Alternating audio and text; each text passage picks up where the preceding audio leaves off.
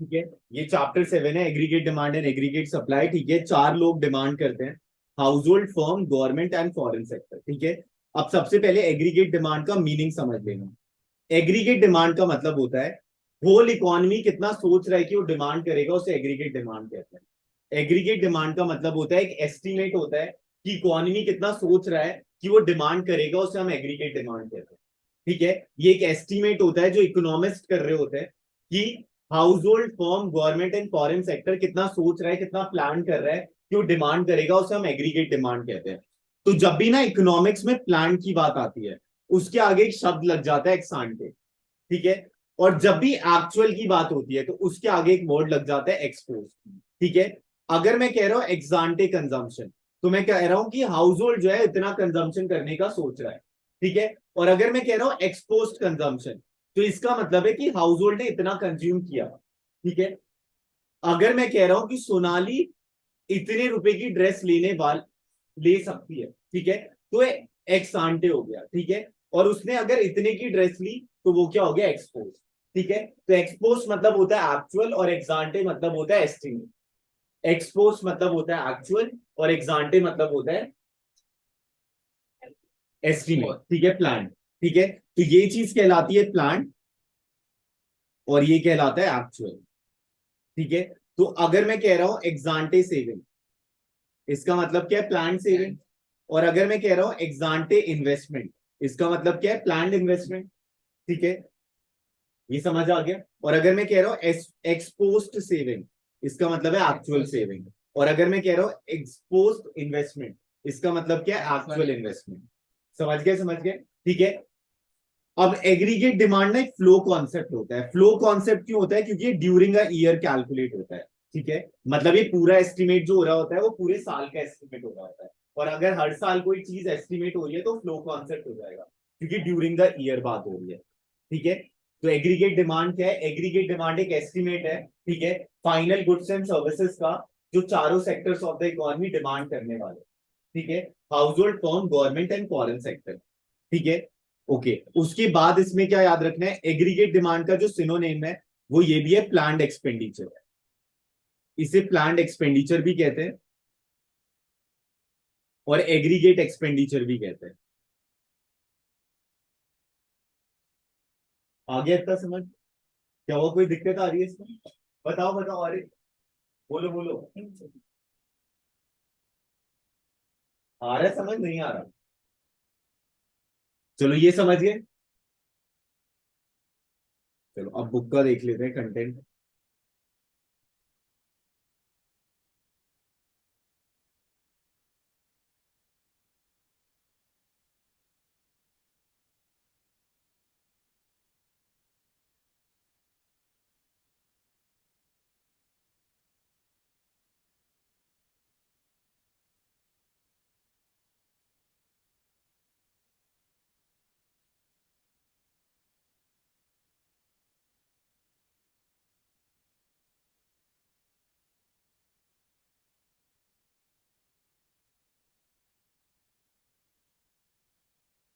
इसे ना थोड़ा कॉन्सेप्चुअल वाइज थोड़ा अच्छे से समझना होगा, इसलिए एक एक लाइन पढ़नी पड़ेगी। Aggregate demand refers to the total value of final goods and services which all the sectors of the economy, मतलब household, firm, government and foreign sector are planning to buy at a given level of income during a one accounting year. ठीक है, one accounting year का मतलब क्या है, fiscal year 1 April to 31 March of next year. In other word, aggregate demand is aggregate expenditure, इसका दूसरा नाम हो गया, that different sectors of the economy are willing to incur during a given period. It means aggregate demand and aggregate expenditure mean the same. ठीक है, it is important to note that aggregate expenditure refers to planned expenditure and not the actual expenditure. ठीक है, planned expenditure का मतलब क्या हो गया, ex ante। ठीक है, so aggregate demand is the total expenditure that all household, firm, government and rest of the world, मतलब foreign sector, are planning to incur during a given period of time. AD is a flow concept, ठीक है, and as it generally measured for a period of one accounting year. ठीक है, तो flow concept क्यों है, क्योंकि ये during a year calculate होता है। ठीक है, अब do not confuse with aggregate demand with market demand. Market demand का मतलब है कॉमोडिटी लिया और उस एरिया में उसकी कितनी डिमांड है। अगर मैंने बोला समोसा, कि समोसा जो है वो पूरे फेज 3 में कितना बिकता है। तो अग्रवाल का समोसा, बीकानेर का समोसा, बालाजी का समोसा, सबके समोसे को मर्ज किया और उसके बाद फिर मार्केट डिमांड आ गया। ठीक है, तो aggregate demand is the total demand for all goods and services in the entire economy. ठीक है, और वो क्या हो जाएगा, market demand is the total demand for one particular commodity. जैसे मैंने समोसा लिया तो समोसा एक पर्टिकुलर कॉमोडिटी हो गया और उसकी डिमांड उस एरिया में कितनी हो रही है। ठीक है, और एग्रीगेट डिमांड का मतलब क्या है, होल इकोनॉमी में कितनी डिमांड हो रही है फाइनल गुड्स एंड सर्विसेज की। फाइनल गुड्स एंड सर्विसेज समझ रहे हो ना, जो फाइनल कंजम्पशन पे, जो फर्दर प्रोडक्शन या फिर रीसेल के लिए नहीं जाने वाला, वहीं पर जाकर स्टॉप हो जाएगा। ठीक है, तुम्हारे सिलेबस के हिसाब से बस हाउस होल्ड आ रहा है तुम्हारे लिए और फर्म आ रहा है। ठीक है, फर्म को भी इन्होंने कांस्टेंट मान रखा है जिससे कि तुम्हें ये चैप्टर ढंग से समझ आ जाए। ठीक है, तो तुम किस एस्पेक्ट में पढ़ने वाले हो एग्रीगेट डिमांड, बस हाउस होल्ड के एस्पेक्ट में। ठीक है, अब ध्यान से सुनना हाउस होल्ड का एस्पेक्ट। हाउस होल्ड को जो हम डिवोट करते हैं वो कंजम्पशन मतलब सी से डिवोट करते हैं। मतलब जब भी तुम्हें सी मिलेगा मतलब इसका मतलब है हाउस होल्ड। जब भी तुम्हें सी दिखेगा इसका मतलब है कि हाउस होल्ड के कंजम्पशन की बात हो रही है। ठीक है, अब हाउस होल्ड का जो कंजम्पशन होता है ना, वो रिलेटेड टू उसकी डिस्पोजेबल इनकम होता है। अब ध्यान से सुनना, एक ना पर्सनल इनकम होती है और एक होती है डिस्पोजेबल इनकम। मतलब मान लो मेरी कमाई जो है वो 1 लाख रुपए, ठीक है, ये मेरी पर्सनल इनकम होगी। ठीक है, उस 1 लाख रुपए में से गवर्नमेंट को 20,000 रुपए चला जाता है। तो अब जो मेरे पास 80,000 है ना, वो मेरी डिस्पोजेबल इनकम। ठीक है, अब ये डिस्पोजेबल इनकम ना दो जगह जा सकती है। पार्ट ऑफ इट मैं कंज्यूम करूंगा और जो बचा हुआ पार्ट है वो मैं सेव करूंगा। ठीक है, तो अगर मैं अपनी डिस्पोजेबल इनकम की बात करूं, disposable income equal to Y होता है। ठीक है, डिस्पोजेबल इनकम का मतलब क्या है, वाई। मतलब डिस्पोजेबल इनकम को आप नेशनल इनकम भी कह सकते हो। ठीक है, तो डिस्पोजेबल इनकम दो जगह यूज हो सकती है। ठीक है, एक तो कंजम्पशन में और एक सेविंग में, और दोनों का मर्जर करता है कोई भी हाउस होल्ड। ठीक है, दोनों का मर्जर कर रहा होता है। ठीक है, अगर मान लो इस इंसान ने 50,000 कंज्यूम कर लिए तो इसने 30,000 फेंके तो नहीं होंगे, सेव किया होगा। ठीक है, सबसे पहले ये बताओ, पर्सनल इनकम और डिस्पोजेबल इनकम में फर्क तो पता चल गया ना। जब गवर्नमेंट को जितने भी मैंडेटरी एक्सपेंसेस है वो चले जाएंगे, उसके बाद जो इनकम बचेगी वो डिस्पोजेबल इनकम। ठीक है, तो आफ्टर टैक्सेस वाली जो इनकम है वो क्या है, डिस्पोजेबल इनकम है। समझ गए, समझ गए, ओके। अब ध्यान से सुनना, इनका जो रिलेशन है ना कंजम्पशन और इनकम का, वो पॉजिटिव रिलेशन है। अगर इनकम बढ़ेगी तो कंजम्पशन भी बढ़ेगा, अगर इनकम घटेगी तो कंजम्पशन भी घटेगा। ठीक है, अब तुम्हें एग्रीगेट डिमांड पढ़ रहे हो तो तुम्हें एक इकोनॉमी के डोमेन में देखना पड़ेगा। तो इस वाई को तुम नेशनल इनकम मानोगे। ठीक है, तो अगर नेशनल इनकम बढ़ेगा तो कंजम्पशन भी बढ़ेगा इंटायर इकोनॉमी का, और अगर नेशनल इनकम घटेगा तो कंजम्पशन भी घटेगा इंटायर इकोनॉमी का। ठीक है, अब जरा हम पढ़ने पे आते हैं हाउस होल्ड सेक्टर पे। ठीक है, इसे प्राइवेट फाइनल कंजम्पशन एक्सपेंडिचर भी कहते हैं अगर किसी ने एक्सपेंडिचर मेथड पढ़ा है तो। ठीक है, चलो, it refers to the total expenditure incurred by household on purchase of goods and services during accounting year. Generally consumption expenditure is directly influenced by the disposable income. Clear है ना, disposable income, that is higher the disposable income, more is the consumption expenditure, and vice versa. Disposable income refers to the income from all sources which is available to the household for spending on consumption and saving. ठीक है, क्योंकि government का तो जाएगा ही जाएगा, government वाला वो consume थोड़ी कर सकता है। तो डिस्पोजेबल इनकम का मतलब क्या है, जो गुड्स एंड सर्विसेज पे खर्च कर सके और सेव कर सके, उसे हम कहेंगे disposable income. It must be kept in mind that consumption expenditure we are discussing is ex ante, मतलब प्लान्ड है, एक्चुअल में कुछ और भी हो सकता है। ठीक है, मतलब मान लो कि मैंने सोचा कि मैं अपनी 80,000 की सैलरी में से बस 20,000 ही खर्च करूंगा। अब उस महीने में बीमार पड़ गया तो 5,000 और खर्च हो गया। ठीक है, तो मेरा एक्सपोज कितना आ जाएगा, 25,000, और मैंने एग्जांटे कितना किया था, 20,000। That is plan consumption expenditure. समझ गए, समझ गए, यहां तो कोई दिक्कत नहीं है। ओके, इस चैप्टर को ढंग से समझने के लिए और इसकी सिंप्लिसिटी के लिए हमने हाउस होल्ड को वेरिएबल माना है। मतलब बस इस चीज में चेंजेस आएंगे, जो आपका फर्म है उसकी जो इन्वेस्टमेंट है वो कांस्टेंट रहेगी। ठीक है, फर्म क्या करता है, फर्म यहां पर जो बात हो रही है प्राइवेट फर्म की बात हो रही है। ठीक है, प्राइवेट फर्म क्या करता है, दो चीजें कर रहा होता है। एट द ईयर एंड उसके पास जो स्टॉक बन जाता है वो उसका फाइनल गुड्स का पार्ट हो जाता है, क्योंकि जब तुमने एग्रीगेट डिमांड का डेफिनेशन पढ़ा तो उसमें क्या लिखा था, all the value of final goods वाला, ठीक है। इंटरमीडिएट गुड्स की तो कोई बात नहीं होगी, ठीक है। तो चेंज इन स्टॉक प्लस जो उसने कोई कैपिटल एक्सपेंडिचर किया है, ये किसे नहीं समझ आया? मतलब यहां पर एग्रीगेट डिमांड का मतलब क्या है, फाइनल गुड्स, फाइनल गुड्स की बात हो रही है। तो फाइनल गुड्स के तो दो ही पार्ट है ना, एक तो कंजम्पशन गुड है और एक इन्वेस्टमेंट गुड है, ठीक है। और इन्वेस्टमेंट गुड में एक और टर्म्स एंड कंडीशन आ जाती है, अगर मान लो फॉर्म के पास एट द ईयर एंड कुछ चीज बच गई है तो वो भी किसका पार्ट हो जाता है, फाइनल का पार्ट हो जाता है ना। मतलब मान लो कि अगर मेरे पास 1000 यूनिट्स ऑफ फोन है, उसमें से 800 बिक गए और 200 एट दी एंड रह गए, तो 200 किसका पार्ट हो जाएगा, चेंज इन स्टॉक का। और चेंज इन स्टॉक मेरा किसका पार्ट हो जाएगा, फाइनल का पार्ट हो जाएगा। समझ गए, समझ गए। तो इस चैप्टर को ढंग से समझने के लिए हमने इन्वेस्टमेंट को ना ऑटोनॉमस माना है। ऑटोनॉमस का मतलब क्या है, चाहे नेशनल इनकम बढ़ जाए या घट जाए, लेकिन अगर इन्वेस्टमेंट 20 है तो हर लेवल पे 20 रहेगा। इस चैप्टर को ढंग से समझने के लिए हमने इन्वेस्टमेंट को कांस्टेंट माना है। ऑटोनॉमस मतलब कांस्टेंट, ऑटोनॉमस मतलब कांस्टेंट, ऑटोनॉमस मतलब कांस्टेंट, ऑटोनॉमस मतलब कांस्टेंट, ठीक है। इस चैप्टर को ढंग से समझने के लिए हमने इन्वेस्टमेंट को क्या माना है, ऑटोनॉमस, ठीक है। और फर्म को किससे डिवोट किया है, आई से, और हाउस होल्ड को किससे डिवोट किया है, सी से, ठीक है। अब चलो इसे पढ़ते हैं जरा।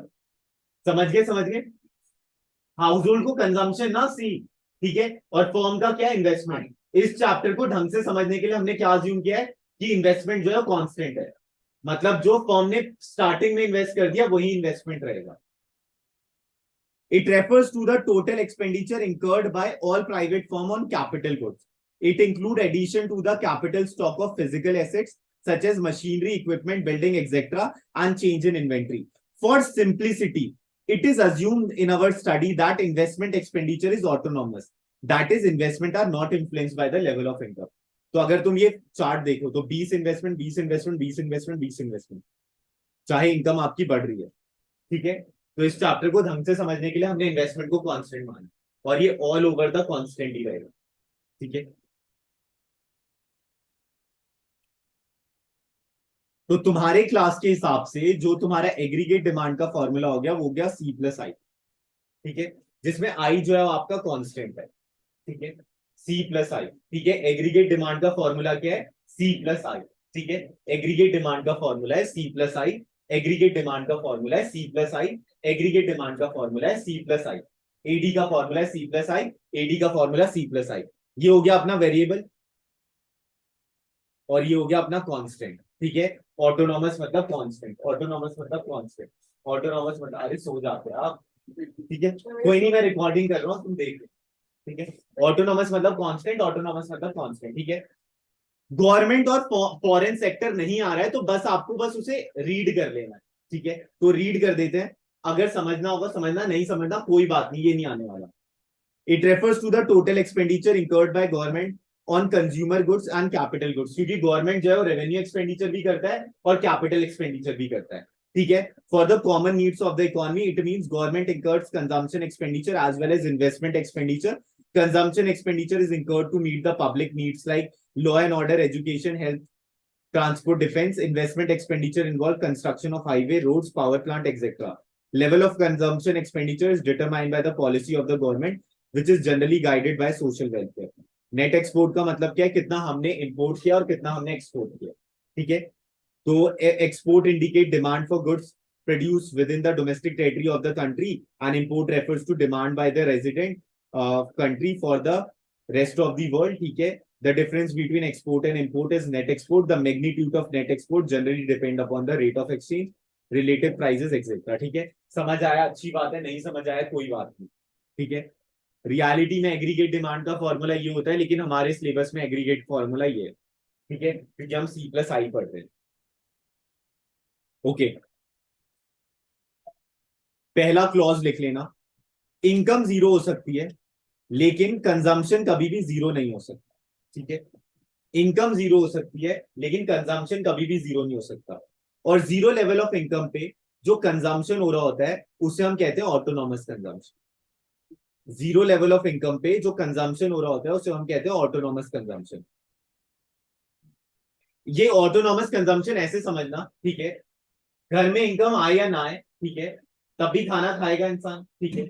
अब मान लो किसी इंडिविजुअल के घर में 3 इंसान रह रहे हैं, ठीक है। अब मान लो उसके पापा दो दो रोटी खाएंगे ही खाएंगे, क्या क्या? अरे मतलब वैसे ही फिक्स ही मानो, लेकिन वैसे समझ लो, ठीक है। मम्मी जो है वो 3 रोटी खाएंगी और बच्चा जो है वो 1 रोटी खाएगा, तो उसके घर की ऑटोनॉमस कंजम्पशन क्या होगी? ठीक है, 6, ठीक है, मतलब वो लेगा ही लेगा। मतलब इकोनॉमी अगर पूरा ही नल्ला है तब भी वो कुछ ना कुछ तो खाएगा ही, ठीक है। तो जो वो खाएगा उसे हम कहेंगे ऑटोनॉमस कंजम्पशन, ठीक है। जो वो खाएगा उसे हम क्या कहेंगे? Autonomous consumption. जब उसके घर में कुछ नहीं आ रहा फिर भी जो वो कंज्यूम कर रहा है और उस पर जो खर्चा आ रहा है वो ऑटोनॉमस कंजम्पशन है। ऑटोनॉमस कंजम्पशन का मतलब क्या है? जब इनकम जीरो है फिर भी कंजम्पशन है, उसे ऑटोनॉमस कंजम्पशन कहते हैं। बहुत मेन कॉन्सेप्ट है, ध्यान से पढ़ लेना, ठीक है। एनसीईआरटी में इसे स्मॉल सी से डिवोट किया है, ठीक है। मतलब कंजम्पशन बड़ा वाला ये हो गया, ठीक है। और स्मॉल सी मतलब क्या? Autonomous consumption. संदीप गर्ग में ऑटोनॉमस कंजम्पशन का मतलब है सी बार, ठीक है। तो जब आप एनसीईआरटी खोलोगे तो उसमें स्मॉल सी दिखेगा, ठीक है। और जब आप संदीप गर्ग खोलोगे तो सी बार दिखेगा। सी बार क्या इंडिकेट कर रहा है? Autonomous consumption. सी बार क्या इंडिकेट कर रहा है? Autonomous consumption. सी बार क्या इंडिकेट कर रहा है? Autonomous consumption, autonomous consumption, autonomous consumption, autonomous consumption. समझ आ गया? अब देखो, इकोनॉमी में 40 रुपए खर्च हुए, ठीक है, और इकोनॉमी के पास जो पैसा पड़ा है वो जीरो पड़ा है। तो ये जो पैसा है वो कहां से आया होगा? या तो उस इकोनॉमी ने अपने एसेट्स को सोल्ड आउट किया होगा, ठीक है। अब एसेट्स को सोल्ड आउट करना अगर गवर्नमेंट के डोमेन में देखे तो उसे क्या कहेंगे? कैपिटल रेसेप्ट। और कैपिटल रेसेप्ट में नॉन डेप्थ क्रिएटिंग कैपिटल रेसेप्ट। एक डेप्थ क्रिएटिंग कैपिटल रेसेप्ट होता है और एक नॉन डेप्थ क्रिएटिंग। जो कर्ज पैदा नहीं कर रहा होता वो नॉन डेप्थ क्रिएटिंग है, और जो कर्ज पैदा कर रहा है वो डेप्थ क्रिएटिंग है, ठीक है। या तो एसेट सोल्ड आउट होगा, या फिर उसने पास सेविंग यूज की होगी, जो उसने बचा बचा कर रखा होगा वो, या फिर बोरो किया होगा। वो 3 तरीके से ऑटोनॉमस कंजम्पशन को मीट अप कर सकते। वो 3 तरीका क्या है? एसेट सोल्ड आउट, ठीक है, पास सेविंग या फिर बोरविंग। एसेट सोल्ड आउट करना, पास सेविंग या बोरविंग। एसेट सोल्ड आउट करना, पास सेविंग या बोरविंग। एसेट सोल्ड आउट करना, पास सेविंग और बोरविंग, ठीक है। जब इनकम जीरो होती है, ठीक है, और जो कंजम्पशन हो रहा होता है उसे तो हम ऑटोनॉमस कंजम्पशन कहते हैं, ठीक है। मतलब सी बार इक्वल टू क्या होगा? 40 होगा, ठीक है। अब एक और चीज ध्यान रखना, उस टाइम पे जो आपकी सेविंग होगी वो नेगेटिव होगी, ठीक है। और इस नेगेटिव सेविंग को कहते हैं डिस सेविंग, ठीक है। अरे मतलब मैंने उधार लिया है तो इन फ्यूचर जब सरप्लस ऑफ फंड आएगा तो उस उधार को चुकाऊंगा ना, ठीक है। मतलब मान लो कि तुमने 120 के मोमोज खा लिए, तुम्हारी जेब में थे बस 100 रुपए, तो जो 20 रुपए एक्स्ट्रा के मोमोज खाए वो तो नेगेटिव है ना। तो इन फ्यूचर मम्मी जब पैसा देंगी उस 100 में से बस आप 80 खा सकते हो, क्योंकि 20 तो आपको लौटाने पड़ेंगे ना। तो डिस सेविंग होगी, ठीक है। समझ गए? समझ गए? डिस सेविंग का मतलब समझ आ गया, ठीक है। अब दूसरी चीज ये समझना, जब इनकम और कंजम्पशन इक्वल होता है उसे कहते हैं ब्रेक इवन पॉइंट। अब यहां पर ना लोग कंफ्यूज होते हैं, इसे इक्विलिब्रियम इक्विलिब्रियम बोल रहे होते हैं पूरे साल, ठीक है। जब इनकम और कंजम्पशन इक्वल होती है उसे कहते हैं ब्रेक इवन पॉइंट। अगर 100 रुपए जेब में और 100 रुपए खर्च कर रहा हूं तो ब्रेक इवन पॉइंट है, ठीक है। ब्रेक इवन पॉइंट, जब इकोनॉमी जितना कमा रहा होता है उतना ही खर्चा कर रहा होता है तो उसे कहते हैं ब्रेक इवन पॉइंट। जब इकोनॉमी जितना कमा रहा है उतना ही खर्चा कर रहा है उसी के इक्विवेलेंट, उसे कहते हैं ब्रेक इवन पॉइंट। समझ गए? समझ गए ब्रेक इवन पॉइंट? अब चलो इस पे आते हैं।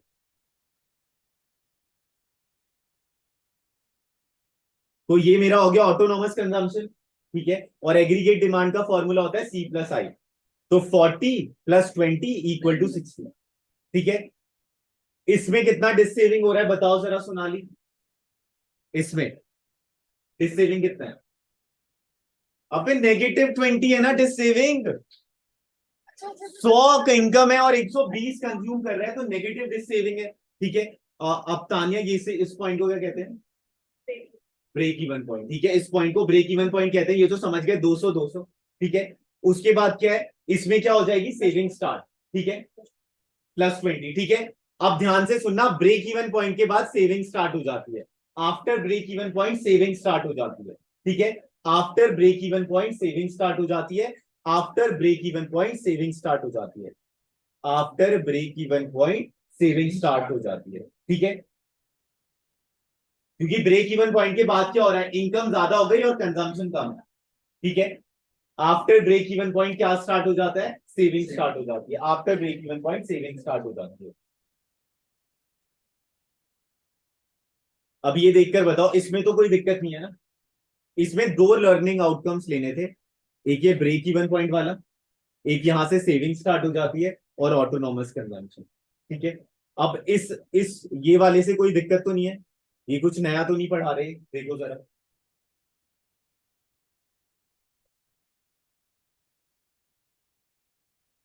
Either from past saving through sale of assets और बोरोइंग, ठीक है, समझ गए। ओके, अब ये ग्राफ देखना जरा ध्यान से। इन्वेस्टमेंट को ऑटोनॉमस माना है, इसलिए वो स्ट्रेट जा रहा है पैरेलल टू एक्स एक्सिस, ठीक है। लिख लेना parallel to X axis. Investment क्या रहता है, पैरेलल टू एक्स एक्सिस, ठीक है। इन्वेस्टमेंट क्या रहता है, पैरेलल टू एक्स एक्सिस, ठीक है। इन्वेस्टमेंट को हमने क्या माना है, कांस्टेंट। कांस्टेंट माना है तो चाहे 100 इनकम हो, चाहे 200 इनकम हो, चाहे 10,000 इनकम हो, इन्वेस्टमेंट जो रहेगा वो कांस्टेंट रहेगा, इसलिए वो स्ट्रेट लाइन जा रहा है। इन्वेस्टमेंट जो रहेगा वो कांस्टेंट रहेगा, इसलिए स्ट्रेट लाइन जा रहा है। इसमें किसी को कोई दिक्कत, ठीक है। कंजम्पशन कभी भी जीरो नहीं हो सकता, कंजम्पशन कभी भी जीरो नहीं हो सकता। एक बेसिक नीड्स के लिए उसे पैसा तो कंज्यूम करना ही है, मतलब खाना तो उसे खाना ही है, इसलिए ये अबव द ओरिजिन स्टार्ट हुआ है। इसलिए कहां से स्टार्ट हुआ है, अबव द ओरिजिन। और धीरे धीरे इनकम बढ़ती गई है तो कंजम्पशन भी बढ़ता गया है, ठीक है। और जब इन दोनों जो कंस्ट्रक्टिव लाइन है इन दोनों को मिला दोगे तो ये क्या आ जाएगा, एग्रीगेटेड में। इस ग्राफ में किसी को कोई दिक्कत तो पूछ लो, ठीक है। इन्वेस्टमेंट कांस्टेंट था, ठीक है। ये देखो ना, ये आपका 120 था, ये आपका 20 था, 140 आया, ठीक है। तो ये आपका 20, ये मान लेते हैं ये वाला पॉइंट जो है 140 है। दोनों को मिलाया तो एक अबव लाइन ही बनेगी ना, वो अबव लाइन जो है ये हो जाएगा, ठीक है। अभी समझ कर चलते जाना, ठीक है। अगर कोई दिक्कत आएगी तो बताओ, ठीक है। कुछ आया इसमें दिक्कत। एग्रीगेट डिमांड का दूसरा नाम और तीसरा नाम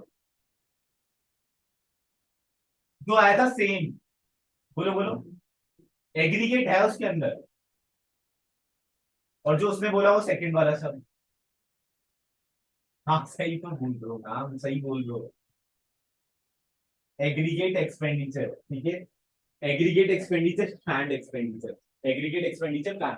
AD equal to, AD equal to,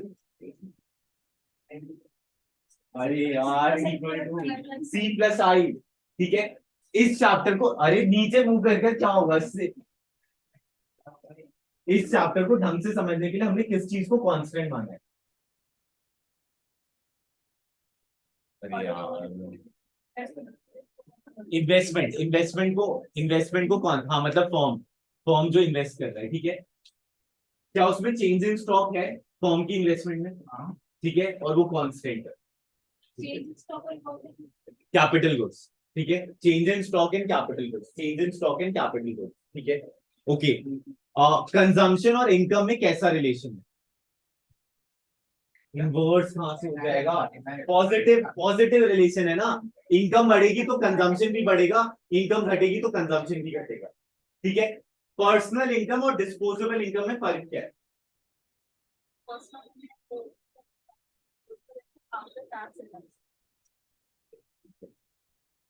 break even point क्या होता है, ऑटोनॉमस कंजम्पशन क्या होता है। तो ये कहां से पैसा आ रहा होता है, जब इनकम जीरो होती है और कुछ कंजम्पशन हो रहा होता है। जब इनकम जीरो होती है और कुछ कंजम्पशन हो रहा होता है तो ये जो पैसा है वो कहां से आएगा,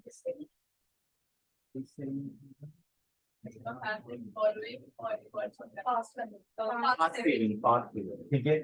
ब्रेक इवन पॉइंट पे जो सेविंग होती है वो क्या होती है, अबे सेविंग जीरो होती है, जीरो होती है, सेविंग जीरो होती है ब्रेक इवन पॉइंट पे, सेविंग जीरो होती है ब्रेक इवन पॉइंट पे, सेविंग जीरो होती है ब्रेक इवन पॉइंट पे, सेविंग जीरो होती है ब्रेक इवन पॉइंट पे, सेविंग जीरो होती है। समझ गए, समझ गए। देख लो, अभी भी देख लो, मैं पूरा दिखा रहा हूँ। ये चैप्टर ना बहुत इंपॉर्टेंट है, अभी समझ आ गया ना। और ये चैप्टर तुम्हारे ग्रेजुएशन में भी करियर बिल्डअप करेगा, जिसे इको में अपना कुछ बिल्डअप करना, ठीक है। बहुत इंपॉर्टेंट चैप्टर है। और इसके करता धरता जो है कीज है, कीज, जॉन मेनार्ड कीन्स, ठीक है। मतलब जैसे father of economics Adam Smith को कहते हैं। हाँ हाँ हाँ, जॉन मेनार्ड कीन्स। हाँ हाँ, ग्रेट डिप्रेशन वाले में तुम नहीं आए थे ना, सीयूटी वाले में।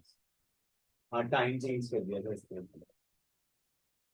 चलो, ये समझ आ गया एग्रीगेट डिमांड और मार्केट डिमांड में फर्क क्या है। मार्केट डिमांड एक कॉमोडिटी की बात होती है, ठीक है। ब्रेक इवन पॉइंट क्या होता है, ठीक है। इनकम और कंजम्पशन जब इक्वल होती है उसे ब्रेक इवन पॉइंट कहते हैं। उस टाइम पे जो सेविंग होता है वो जीरो होता है। ब्रेक इवन पॉइंट के बाद सेविंग क्या होता है, पॉजिटिव होता है नेगेटिव होता है।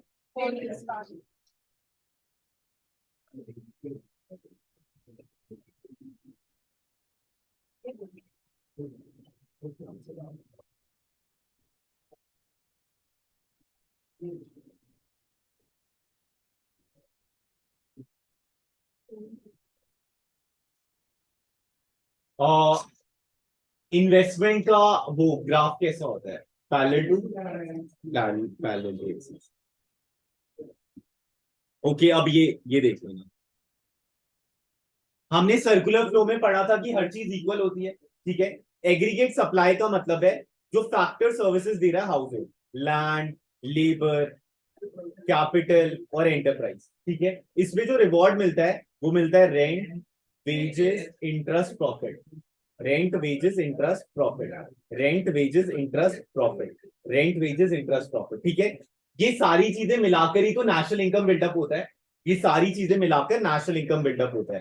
तो aggregate supply equal to national income, और national income equal to consumption plus saving, है ना। अरे अगर किसी किसी इकोनॉमी ने 8 रुपए कमाए, तो 8 रुपए में से अगर मान लो 5 रुपए कंज्यूम कर ले रहा है तो 3 रुपए सेव करेगा, ठीक है। समझ गए ना, समझ गए। तुम्हारी सिंप्लिसिटी के लिए इस बुक ने ये मान रखा है, ठीक है। Aggregate demand, aggregate supply equal to national income, aggregate supply equal to national income, aggregate supply equal to national income, aggregate supply equal to national income, ठीक है। अब इक्विलिब्रियम क्या हो जाएगा, जब एडी इक्वल टू एएस हो जाएगा। Equilibrium क्या होगा, जब एडी इक्वल टू एएस होगा। तो एडी इक्वल टू एएस बोल लो या एडी इक्वल टू वाई बोल लो, बात सेम है, ठीक है। या फिर मैं इसे ये भी लिख सकता हूं, C plus I equal to Y, है ना। समझ गए, समझ गए। ओके, अब एक और फॉर्मूला लिख लेना जो मेजॉरिटी ऑफ चीज नहीं करवाई जाएगी और मैम उसे हार्ड बनाने के लिए पेपर में दे सकती है, ठीक है। ये लिखना,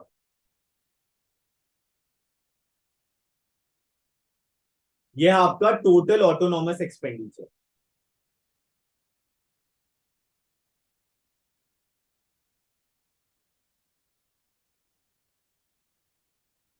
ये तो पता है ना, ये ऑटोनॉमस कंजम्पशन हो गया और ऑटोनॉमस इन्वेस्टमेंट हो गया, ठीक है। समझ गए, समझ गए।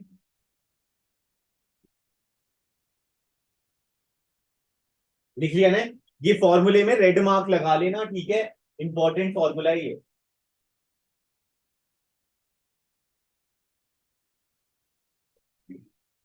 समझ गए ना, कोई कोई कंफ्यूजन इसमें, ठीक है। तो अगर मैं इस टेबल की बात करूं तो मेरा autonomous expenditure, total autonomous expenditure कितना था, 60, ठीक है। 60 कैसे आया था, जो ये कलरफुल हो गया, 40 ये था और 20 ये था, ठीक है। तो मेरा ये वाला पॉइंट क्या कहलाएगा, ऑटोनॉमस, टोटल ऑटोनॉमस एक्सपेंडिचर, ठीक है।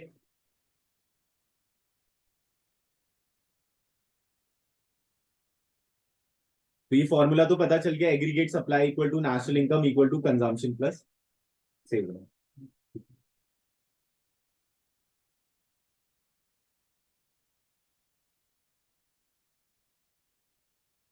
So aggregate supply refers to the money value of final goods and services that all the producer are willing to supply in an economy in a given time period. It must be noted that aggregate supply refers to only planned production or desired output during a given time period. It does not refer to actual output.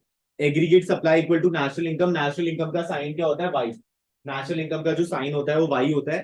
When aggregate supply is expressed in physical terms, it refers to the total output of goods and services in an economy. We know that the value of total output is distributed to a factors of production in the form of rent, wages, interest, profit to the sum total of factor income, rent, wages, interest, and profit at the domestic and national level is termed as national income. So we can say that aggregate supply and national income are one and the same thing. So the component of aggregate supply or national income, the major portion of national income is spent on consumption of goods and services and balance is same. तो national income equal to consumption plus saving या y equal to as equal to c plus s. ठीक है. अब जो Keynes थे उन्होंने ये किया, इन्होंने एक 90 डिग्री का ग्राफ बनाया, उसको बीच से ऐसे काट दिया. ठीक है. अब यहां पर जो y एक्सिस है उसमें कंजम्पशन एंड सेविंग है और जो x एक्सिस है उसमें इनकम. ठीक है. अगर 100 आपकी कंजम्पशन प्लस सेविंग है तो 100 आपकी इनकम है. ठीक है. अब ऐसे करने से क्या होगा, हर लेवल ऑफ चीज जो है वो सेम आएगी. ठीक है. तो ये पढ़ सकते हो. Aggregate supply is obtain by adding consumption and saving schedule. ये तो मानते हो. एग्रीगेट सप्लाई का मतलब क्या होता है, इनकम, और इनकम मतलब क्या होता है, नेशनल इनकम. वो कैसे ऑब्टेन होता है, कंजम्पशन और सेविंग को मिलाकर. ठीक है. The straight line is obtain which will originate from the point of origin. Origin मतलब होता है जीरो से. जीरो से स्टार्ट हुआ और 45 डिग्री, 45 डिग्री तो बिल्डअप किया ना इसने, 45 डिग्री ये, 45 डिग्री ये. ठीक है.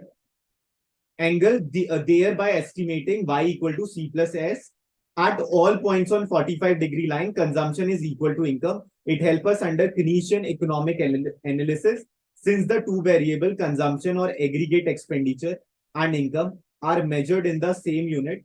The 45 degree line has a slope 1 and bisects the 90 degree line. ठीक है. उतना उसे पढ़ने की जरूरत नहीं है, बस ये पता चल गया ना कि क्यों किया ऐसा. हर लेवल ऑफ इनकम पे क्या है, कंजम्पशन इक्वल टू सेविंग है. कोई दिक्कत है इसमें, कोई दिक्कत, कोई दिक्कत आ गया तुझे.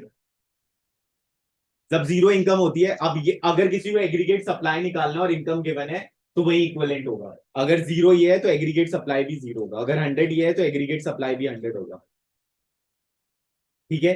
कंजम्पशन 40 हो रही है, ऑटोनॉमस कंजम्पशन हो गया, उस टाइम पे जो सेविंग होगी वो नेगेटिव होगी. यहां तुम्हें ये समझाना चाहते हैं कि ब्रेक इवन पॉइंट के बाद सेविंग स्टार्ट हो जाती है. ठीक है. ब्रेक इवन पॉइंट के बाद सेविंग स्टार्ट हो जाती है, ब्रेक इवन पॉइंट के बाद सेविंग स्टार्ट हो जाती है. ठीक है. अब आते हैं नेक्स्ट पे, कंजम्पशन फंक्शन.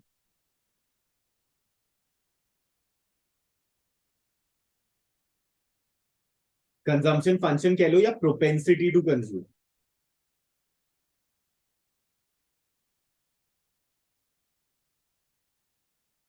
ठीक है. कंजम्पशन फंक्शन कह लो या फिर प्रोपेंसिटी टू कंज्यूम.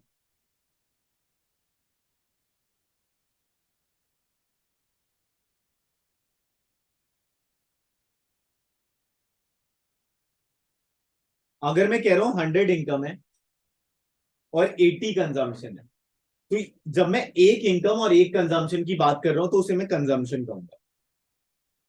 ठीक है.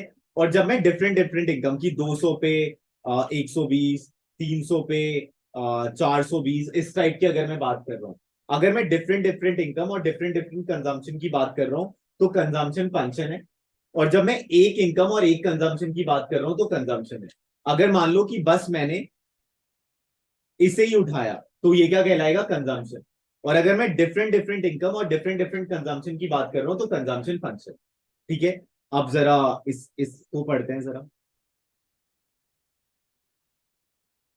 Do not confuse consumption with consumption function.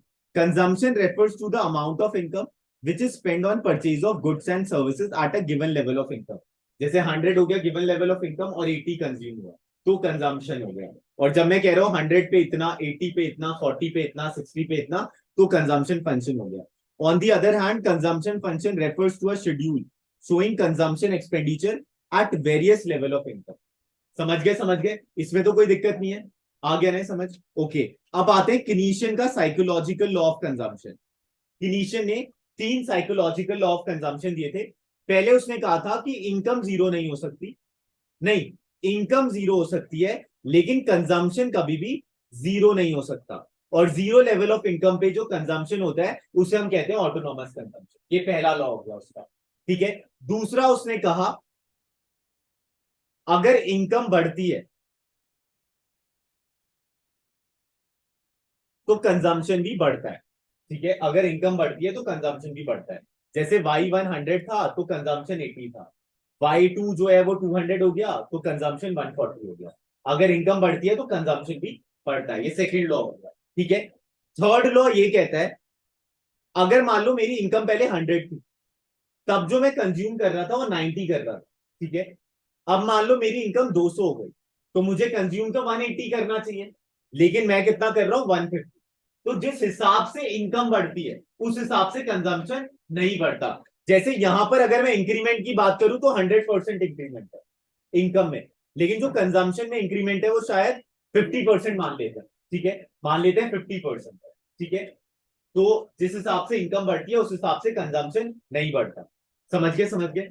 ये तीनों लॉ समझ आ गए। पहला उसने कहा इनकम जीरो हो सकती है लेकिन कंजम्पशन कभी भी जीरो नहीं हो सकता, और जीरो लेवल पे जो कंजम्पशन होता है उसे ऑटोनॉमस कंजम्पशन कहते हैं। सेकंड पॉइंट में उसने ये कहा कि अगर इनकम बढ़ती है तो कंजम्पशन भी बढ़ता है। थर्ड में उसने ये कहा जिस हिसाब से इनकम बढ़ती है उस हिसाब से कंजम्पशन नहीं बढ़ता। ठीक है, अब जरा इसे रीड करते हैं।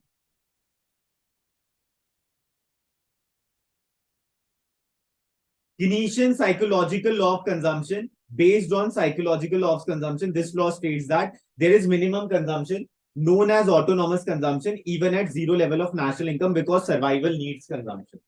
ठीक है, as income increases consumption also increases and income rises at greater proportion as compared to increase in consumption. ठीक है, तो जिस हिसाब से इनकम बढ़ती है उस हिसाब से कंजम्पशन भी बढ़ता है। समझ गए, समझ गए, कोई दिक्कत इसमें? चलो अब नेक्स्ट पे आते हैं, मेजर। ये जो आपका प्रोपेंसिटी टू कंज्यूम है या कंजम्पशन फंक्शन है, ये आपका दो में डिवाइडेड है। ठीक है, एक है आपका एपीसी और एक है आपका एमपीसी। ठीक है, एपीसी की फुल फॉर्म है average propensity to consume.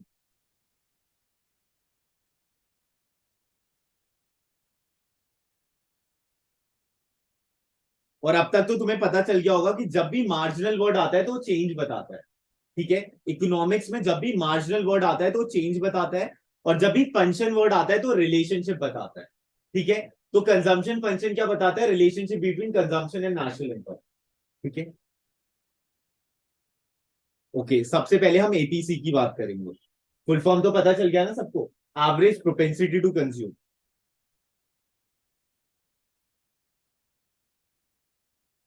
Total income का, टोटल नेशनल इनकम का कितना पैसा इंसान कंज्यूम कर रहा है उसे हम कहेंगे एपीसी। ठीक है, टोटल नेशनल इनकम का, बात पे गौर देना, टोटल नेशनल इनकम। ठीक है, अगर इकोनॉमी 2000 कमा रहा है, उसमें से वो 1500 खर्च कर रहा है, तो 1500 अपॉन 2000 करोगे तुम्हारा आंसर आ जाएगा। ठीक है, टोटल नेशनल इनकम नीचे रखना है और टोटल कंजम्पशन ऊपर रखना है, तुम्हारा आंसर आ जाएगा। ठीक है, समझ गए, समझ गए। तो एपीसी का फॉर्मूला क्या है, consumption upon national income. APC का फॉर्मूला है कंजम्पशन अपॉन नेशनल इनकम, कि इकोनॉमी जितना इन टोटल कमा रहा है उसमें से कितना खर्चा कर रहा है। ठीक है, उसे हम कहते हैं एपीसी। समझ गए, समझ गए, इसमें कोई दिक्कत? चलो अब जरा ये पॉइंटर्स लिख लेना पहले। समझ गए ना, इसमें कोई दिक्कत तो नहीं है? ठीक है, अब जरा पहले ये पॉइंटर्स लिखो। APC is more than one, APC is equal to one, APC is less than one, APC falls with increase in income। ठीक है, बस ये जो ब्लैक ब्लैक में वो लिख लो पहले पॉइंट। ये फीचर्स ऑफ एपीसी या फिर इंपॉर्टेंस ऑफ एपीसी।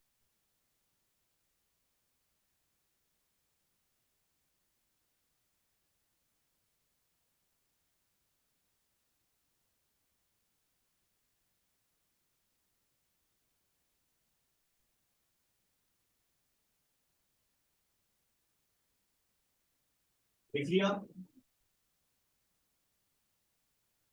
और ये वीडियो अपलोडेड रहेगी, ठीक है, यूट्यूब पे अभी डल जाएगा। ठीक है, तो जब भी मन करे कि रेगुलर रहना है तो उस वीडियो को देख सकते हो। 2x पे लगा लेना तो पता चल जाएगा। चलो स्टार्ट करते हैं। डन। ओके, अब ध्यान से सुनना। ब्रेक इवन पॉइंट से पहले पहले एपीसी मोर देन वन होता है। ब्रेक इवन पॉइंट से पहले पहले एपीसी मोर देन वन होता है। तो एक लिखा है ना point, APC is more than one. ठीक है, तो ब्रेक इवन पॉइंट से पहले पहले, बिफोर ब्रेक इवन पॉइंट।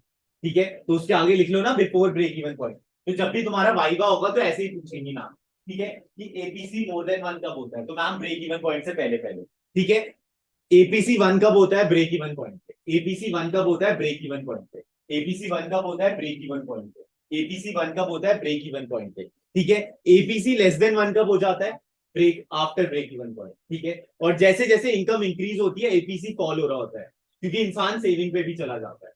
ठीक है। क्योंकि अगर तुम नोटिस करो तो ब्रेक इवन पॉइंट से पहले पहले आपका कंजम्पशन ज्यादा है, मतलब आपका न्यूमरेटर ज्यादा है और डिनोमिनेटर छोटा है, तो एक से तो अब ही जाएगा। ठीक है। और ब्रेक इवन पॉइंट के बाद क्या हो गया है? आपका जो न्यूमरेटर है वो कम हो गया और डिनोमिनेटर जो है वो ज्यादा हो गया। ठीक है। तो वन से कम ही आएगा। ठीक है। समझ गए? तो अब जरा पॉइंट देख लेते हैं। APC is more than one before break even point, APC equal to one break even point पे, APC is less than one after break even point, APC falls with increase in income क्योंकि saving start हो जाती है, और APC कभी भी zero नहीं हो सकता। और इसका रीजन क्या है? हाँ, और एक और रीजन है कि अगर आपका डिनोमिनेटर कभी भी जीरो रहता है और न्यूमरेटर कुछ रहता है तो नॉट डिफाइन वाली सिनारियो होगा। ठीक है। ठीक है। क्योंकि यहां पर ये 40 रहेगा और इनकम जीरो है, तो फिर इस टाइप का कोई दिक्कत? कोई दिक्कत इसमें? चलो।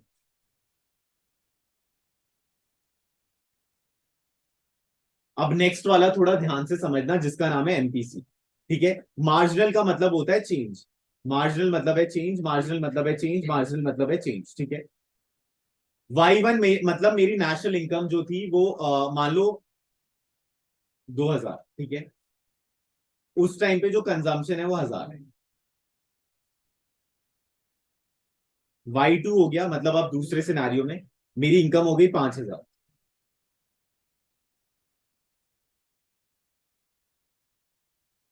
ठीक है। तो अगर मैं एपीसी की बात कर रहा हूं तो एपीसी दो बार निकलेंगे। ठीक है। एक 1000 अपॉन 2000 और एक निकलेगा 2500 अपॉन 5000। ठीक है। क्योंकि एपीसी में टोटल इनकम की बात होती है, एपीसी में टोटल इनकम की बात होती है। एमपीसी के लिए हमेशा मुझे दो इनकम चाहिए होगी और दो कंजम्पशन चाहिए होगा, क्योंकि किसी भी चीज को कंपेयर करने के लिए दो चीजें तो मिनिमम चाहिए ही चाहिए। ठीक है। तो अगर मैं अपने इनकम की बात करूं तो इनकम में कितने का चेंज आया? 3000 का, है ना? क्योंकि पहले 2000 था, अब 5000 हो गया, तो इनकम में चेंज आया है 3000 का। ठीक है। इनकम में चेंज आया 3000 का। कंजम्पशन में कितने का चेंज आया? 1500 का। ठीक है। और एमपीसी का जो फॉर्मूला होता है वो होता है इनकम के चेंज आने की वजह से कंजम्पशन में कितना चेंज आया है। ठीक है। इनकम के चेंज आने की वजह से कंजम्पशन में कितना चेंज आया है। ठीक है। अब इसका सबसे पहला इंपॉर्टेंट पॉइंट है कि एमपीसी की वैल्यू ना 0 to 1 ही आ सकती है। ठीक है। अगर मान लो मेरे इनकम में 3000 का चेंज आया है, तो या तो मैं 3000 का 3000 कंज्यूम कर लूंगा। ठीक है। या तो मैं 3000 का 3000 कंज्यूम कर लूंगा। ठीक है। तो मेरा एमपीसी कितना आ जाएगा? 1। यहां लिमिट सेट हो गई ना, कि या तो भाई तू चेंज का पूरा कंज्यूम कर सकता है, या तो तू चेंज का बिलो कंज्यूम कर सकता है, या तो चेंज का तू कुछ भी कंज्यूम मत कर। ठीक है। या तो तू 3000 के 3000 सेव कर ले। ठीक है। तब यहां पर कितना आ जाता? जीरो। और आंसर कितना आ जाता? जीरो। ठीक है। या फिर तू पूरा का पूरा कंज्यूम कर ले, अगर पूरा का पूरा कंज्यूम कर रहा है चेंज का तो 1 आ गया। अब क्या रहेगा? 0.1, 0.2, 0.3, 0.4। समझ गए? ये पहले किसे नहीं समझ आया पहले बता दो। या आ गया समझ? आ गया? किसी को भी डाउट है तो बता दो। आ गया ना? नहीं समझ? अगर तुम्हारी इनकम में 1000 रुपए का चेंज आया तो या तो तुम इक्वल टू 1000 फूक दोगे, या फिर तो उससे कम फूकोगे, या फिर फूकोगे ही।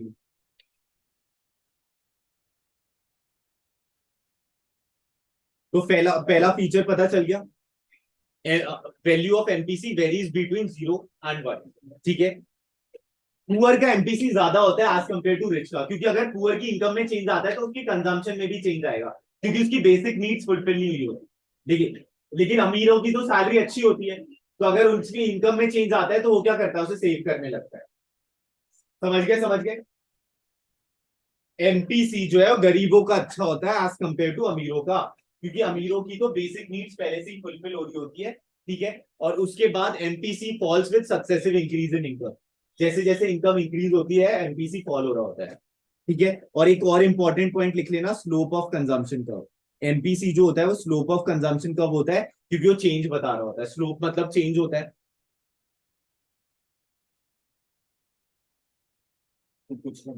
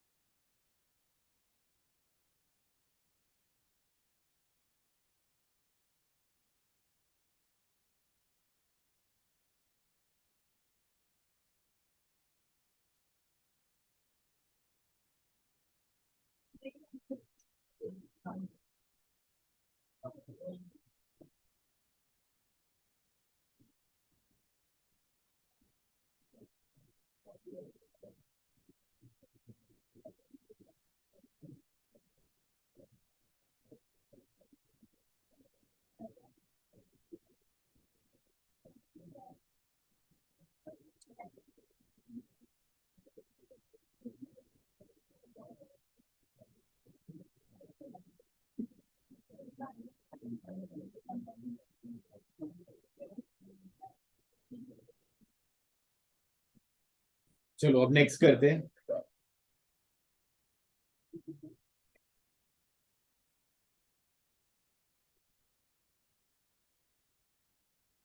ये देखो जरा, एपीसी एनपीसी, ये एक बार ये देखो जरा।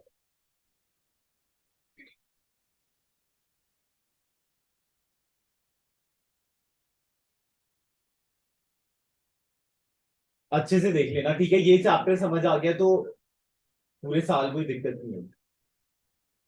बाकी सारे तो ऐसे ही हैं।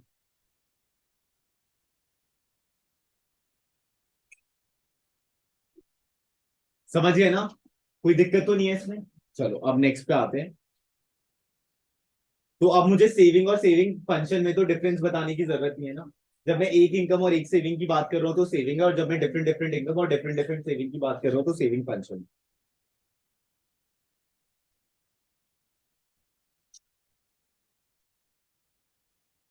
सेविंग फंक्शन को प्रोपेंसिटी टू सेव भी कहते हैं।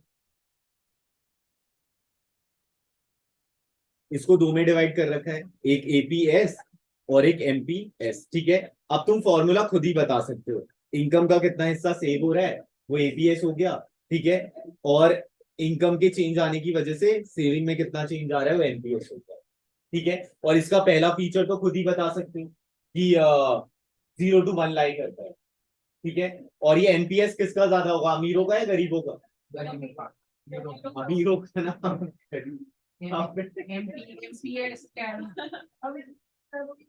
अबे वो एंटी सीधा।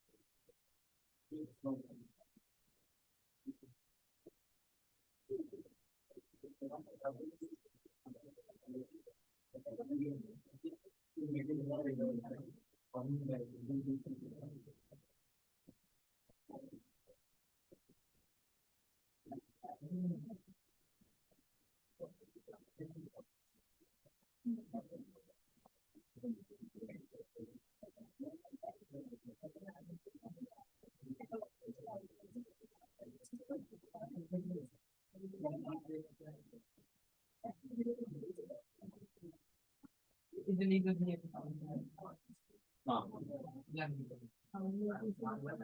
हाँ, क्या हुआ? अरे बोलो बोलो बोलो।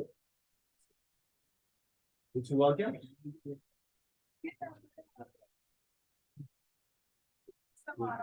कोई।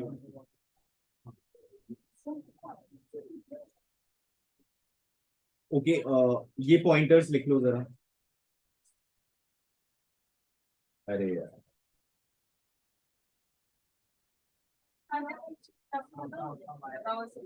होने वाला है, बस 10 मिनट में हो जाएगा, ठीक है?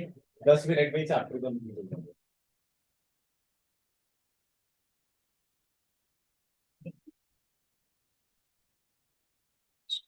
एपीएस का है ये।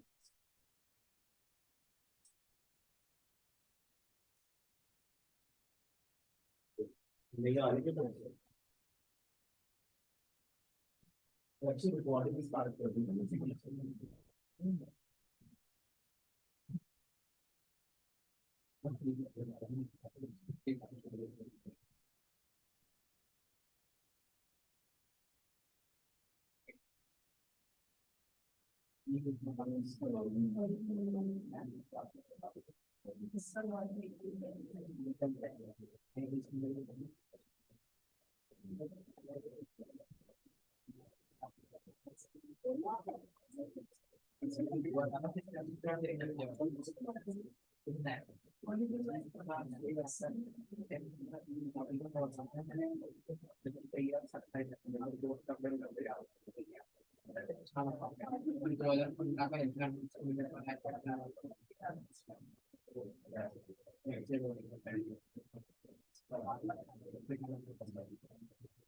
डन डन डन लिख लिया ना।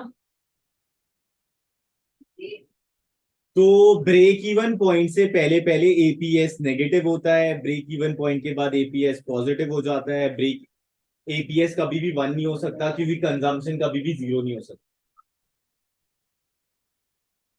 ये कॉन्सेप्ट समझ आया? देखो अगर तुम 100 रुपए कमा रहे हो तो भाई तुम जितनी भी किल्लत कर लो 20 रुपए तो खाओगे ही खाओगे। ठीक है, कुछ ना कुछ तो खाओगे, 1 रुपया तो खाओगे ही खाओगे। ठीक है, तो एपीएस कभी भी 1 नहीं हो सकता क्योंकि तुम पूरा का पूरा पैसा कभी भी सेव कर ही नहीं सकते, कुछ ना कुछ तो कंजम्पशन में जाएगा ही जाएगा। ठीक है, तो और जैसे जैसे इनकम इंक्रीज होती है एपीएस जो है बढ़ रहा होता है। ठीक है, तो एपीएस कैन नेवर बी 1 और मोर देन 1। ठीक है, क्योंकि कंजम्पशन जो है वो कभी भी 0 नहीं हो सकती। ठीक है, और APS can be 0 break even point से। ठीक है, जब इनकम और कंजम्पशन इक्वल हो जाता है। एपीएस कैन बी नेगेटिव और less than 1 before break even point, और एपीएस राइजेस विद इंक्रीजिंग। समझ गए ना? कोई लॉजिक में दिक्कत इसमें? ओके, अब आते हैं एमपीएस पे, change in saving upon change in income. ठीक है, और इसमें बस एक ही पॉइंट है कि 0 to 1 लाई करता है। ठीक है, और स्लोप ऑफ सेविंग कर्व क्या होता है? MPS. Slope of saving curve क्या रहता है? MPS. Slope of saving curve क्या रहता है? एमपीएस। लिख लिया लिख लिया। Slope of saving curve MPS.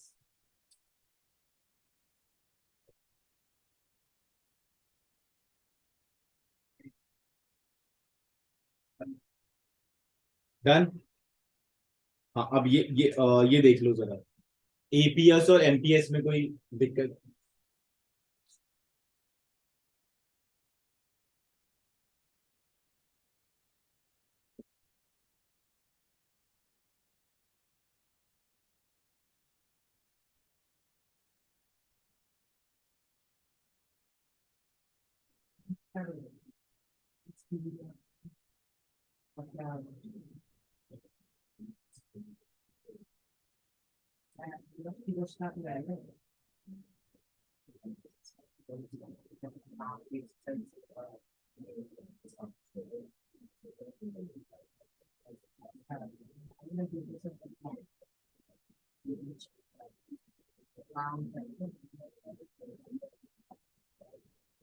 हाँ हाँ, done done done done done. चलो, तुम्हें आ रहा है ना समझ? ज्यादा स्पीड तो नहीं लग रही? अरे बोलो अगर लग रही है तो मैं स्लो करूंगा। थोड़ा ज्यादा तेज हो रहा है? तुम लोगों को भी ज्यादा तेज लग रहा है? तुम्हें लग रहा है? बोलो, अरे तुम्हें लग रहा है तेज? तो वो देख लेना ना, इसे थोड़ा स्लो करके देख लेना। चलो अब नेक्स्ट पे आते हैं। स्लो भी होता है हाँ।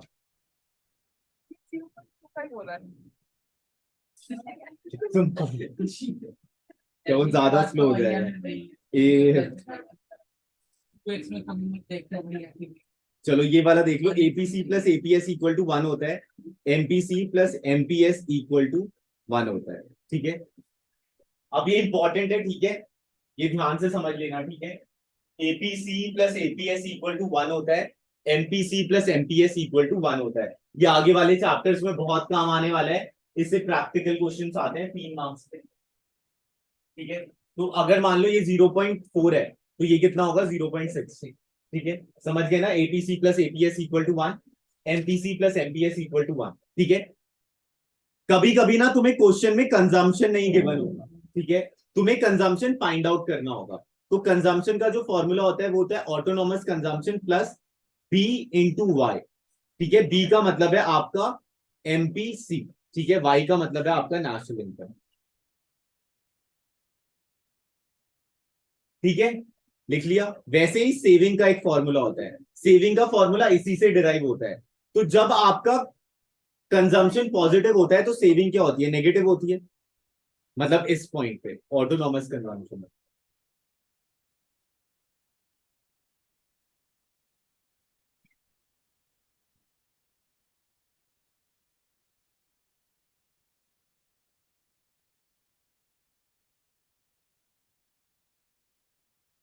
नेगेटिव ऑटोनॉमस कंजम्पशन क्या नहीं आया समझ? लिख लिया, लिख लिया।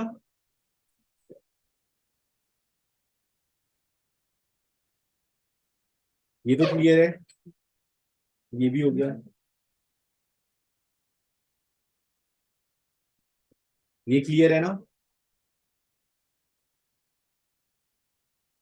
अब ये क्वेश्चन तुम्हारे यूटी में आएगा ही आएगा, ठीक है, 6 मार्कर आएगा, लिख लेना जरा।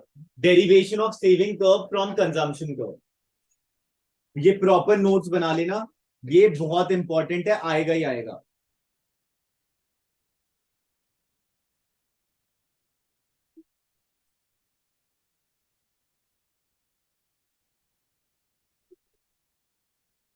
दीदी चली गई, मुझे मुझे समझ दो। है मैथ्स की क्लास है, मतलब कुछ टाइम के लिए।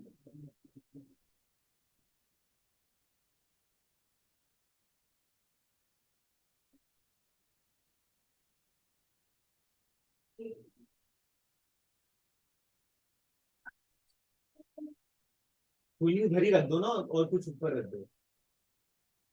चलो ये ध्यान से सुनना, ये आपका है कंजम्पशन, ठीक है, और ये है आपका इनकम, ठीक है, और ये हो गई आपकी 45 डिग्री की लाइन। इसमें अभी जो मैंने 3 चीजें बोली वो समझ आ गई। जो आपका वाई एक्सिस है वो क्या है, कंजम्पशन है, जो आपका एक्स एक्सिस है वो है इनकम, और ये हो गई 45 डिग्री की लाइन जो किन्स ने दी है। ठीक है, कंजम्पशन कभी भी जीरो नहीं हो सकता, ठीक है, तो ऊपर से स्टार्ट होगा, ठीक है, तो जिस ऊपर से वो स्टार्ट हो रहा है, इसके ये पॉइंट पे जो टच हो रहा है, ये इक्विलिब्रियम नहीं कहलाएगा, ये ब्रेक इवन पॉइंट कहलाएगा।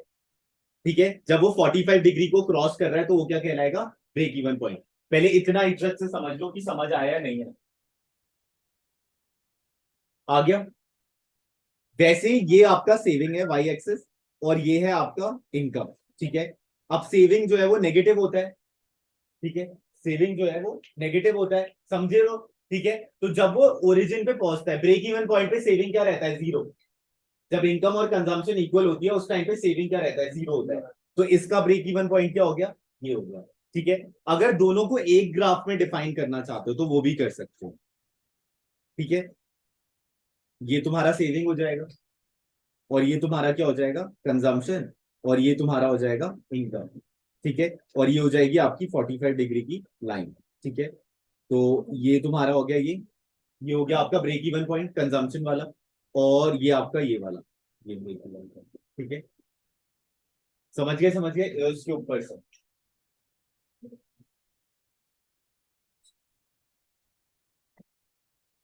अब ये पढ़ लो जरा।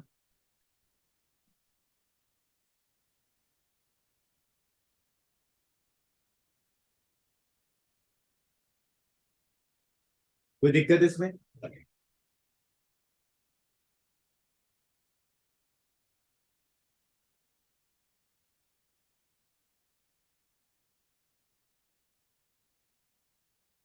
आ गया, आ गया। एक बार और देख लो, किसी को भी ग्राफ में कोई दिक्कत हो रही है बता दो। ये इंपॉर्टेंट ग्राफ है, क्या नहीं आ रहा, एक बार और बताऊं मैं? ठीक, आ गया, किसी को दिक्कत इसमें? ये आएगा ही आएगा पेपर में, ठीक है, और हाफ ईयरली में आना है, इसे यूटी में भी आना है, जब भी आपका ये चैप्टर आने वाला है।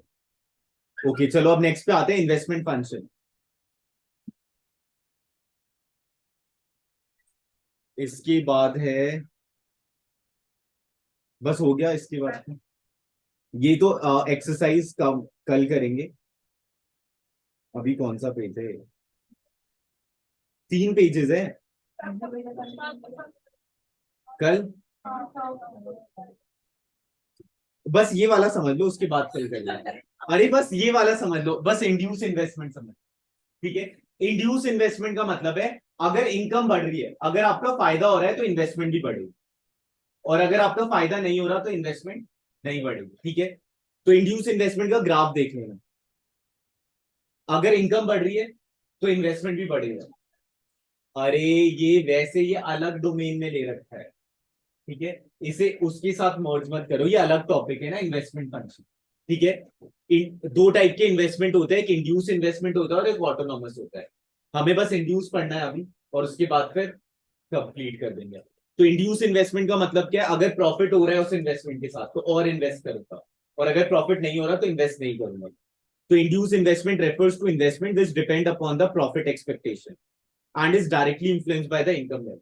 और अगर प्रॉफिट ज्यादा हो रहा है तो इन्वेस्टमेंट ज्यादा होगी, अगर प्रॉफिट कम हो रहा है तो इन्वेस्टमेंट कम हो जाएगा। तो ये कौन सा इलास्टिक होता है, ये इनकम इलास्टिक होता है। अगर इनकम में चेंज आ रहा है तो इन्वेस्टमेंट में भी चेंज आएगा, और अगर इनकम में चेंज नहीं आ रहा तो इन्वेस्टमेंट में चेंज नहीं आएगा, ठीक है। और ऑटोनॉमस वैसे ही देख लो, बाकी मत करना। ऑटोनॉमस का मतलब होता है कि उतना ही रहता है, ठीक है। अगर गवर्नमेंट है, ठीक है, तो कांस्टेंट रहेगा, ठीक है। ऑटोनॉमस इन्वेस्टमेंट का मतलब क्या है, जो कांस्टेंट रहता है, समझ गए। तो ऑटोनॉमस क्या होता है, इनइलास्टिक होता है, ठीक है। और इंड्यूस क्या होता है, इलास्टिक, ठीक है। ये चैप्टर जो है हम कल करेंगे, डिटर्मिनेंट्स ऑफ इन्वेस्टमेंट, ठीक है। Okay bye.